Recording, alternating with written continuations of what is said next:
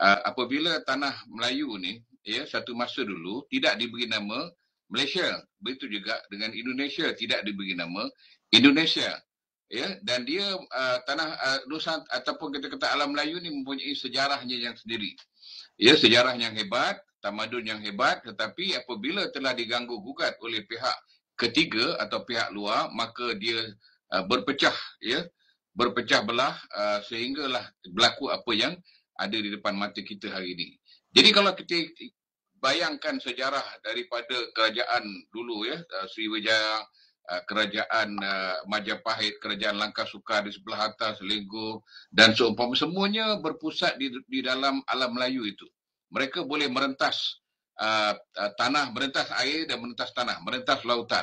Kerana air adalah sebahagian daripada kehidupan kita, air adalah sebahagian daripada negara kita. Ya, ketika itu disebut sebagai alam Melayu ataupun orang Indonesia menyebutnya sebagai Nusantara.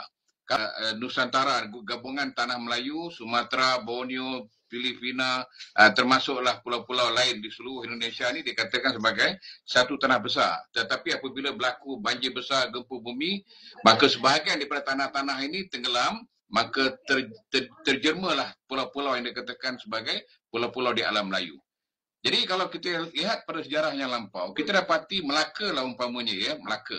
Apabila Melaka diserang oleh Portugis, ya, Belanda dan Portugis, kita dapati orang-orang daripada Jawa, ya, sanggup turun untuk membela orang-orang Melayu yang dalam rupa Melayu ni di tanah Melayu. Dan satu pantun yang cukup istimewa dan cukup popular yang kita selalu bacakan, iaitu kalau roboh kota Melaka, papan di Jawa saya dirikan. Kalau benar bagai dikata, ya, nyawa dan raga saya serahkan. Menunjukkan bahawa orang-orang di Nusantara ni, di alam Melayu ni, bersatu hati, berpadu. Maknanya mereka tidak mengira sempadan. Kerana masa itu tidak ada sempadan.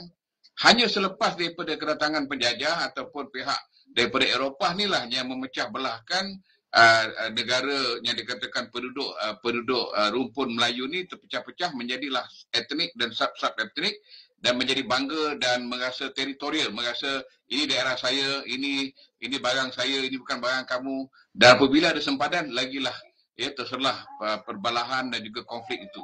Jadi bagaimana kalau dulu kita boleh bersatu, ya, sebelum ada sempadan-sempadan ni, kenapa selepas ada sempadan ni kita bertelingkah? Sehingga kita memohon UNESCO, ya, untuk mengiktiraf beberapa perkara yang dikatakan kononnya ini orang Indonesia punya, ini orang Malaysia punya, ya, batik, silat, lagu apa nama ni, rasa sayang ye, ya, kemudian sampailah kepada keris, ya, dan hal-hal lain lagi yang mungkin menjadi perbalahan di antara Malaysia dan Indonesia. Sedangkan kita semua adalah dari satu rumpun, dan bila Eropah datang, ya, merosakkan suasana keharmonian kawasan ini, menyebabkan kita pula, ya, orang kata menagih simpati, ya, memohon, mengemis pada UNESCO, iaitu orang Eropah, untuk mengiktiraf apa yang ada di sini. Sedangkan mereka lah yang merosak, memecah belahkan kita. Jadi saya percaya kita boleh bersatu, ya.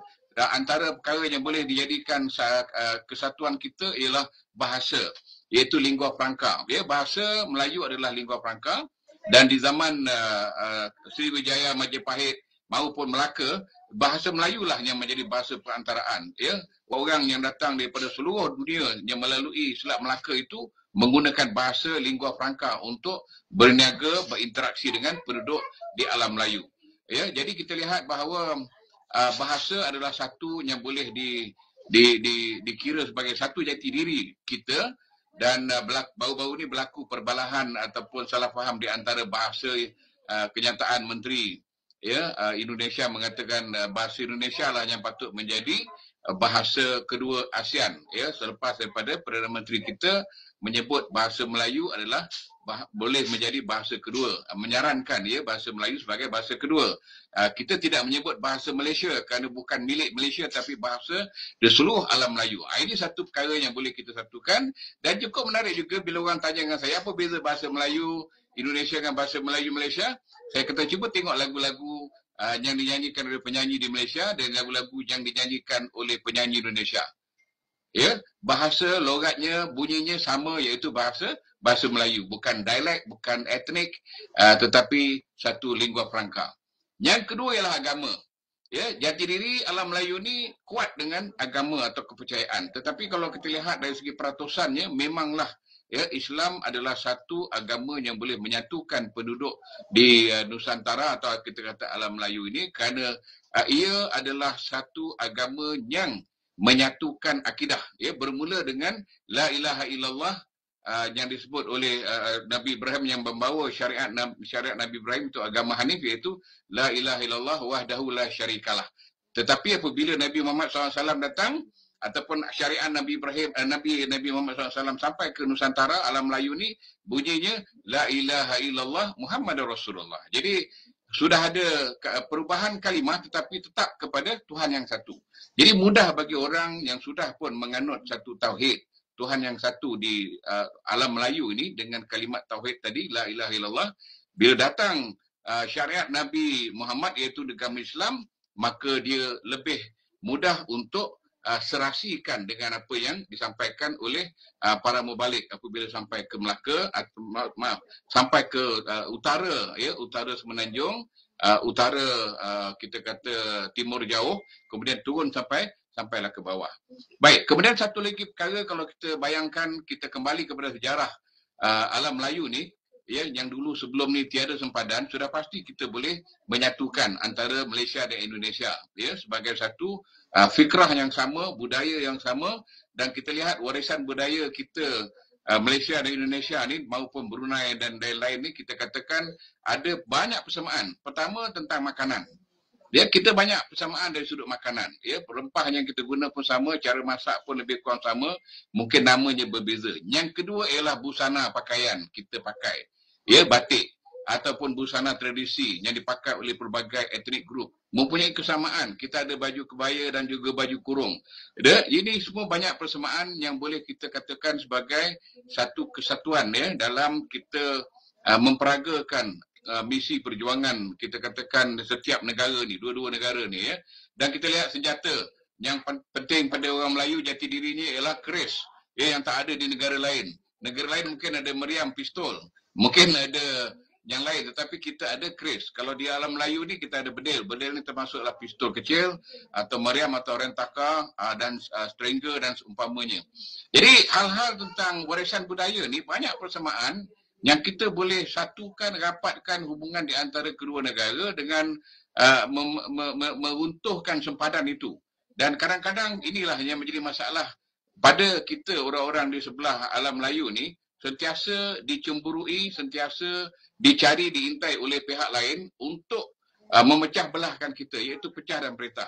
Dan semua orang tahu dalam dunia ni, ya, kawasan alam Melayu ni adalah kawasan maritim, di mana berlaku perjalanan laut daripada timur dan barat, dan mesti melalui kawasan dikatakan Selat Melaka, Laut Andaman, turun ke bawah masuk Laut Cina Selatan untuk sampai ke utara, ke Jepun.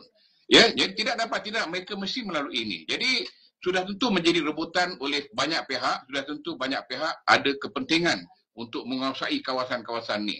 Hari ini kita dengar kapal-kapal perang sudah banyak ada di Laut Cina Selatan. China telah menguasai Spratly dan kawasan atas. Amerika pula berminat untuk meletakkan membuka satu pangkalan tentera di Laut Cina Selatan.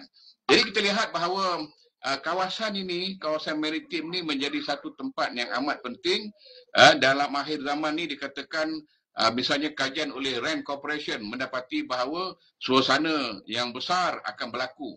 Peristiwa besar akan berlaku di sebelah alam Melayu ni, di kawasan Laut Cina Selatan. Jadi kalau kita lihat pentingnya Melayu dan juga penduduk etnik, ya, penduduk maknanya rumpun Melayu ni, hendaklah ada satu kesatuan yang kuat dari sudut politik, ya, supaya mereka dapat menangani permasalahan dunia yang cuba, ya, mengguna atau eksploitasi kawasan alam Melayu ini. Baik.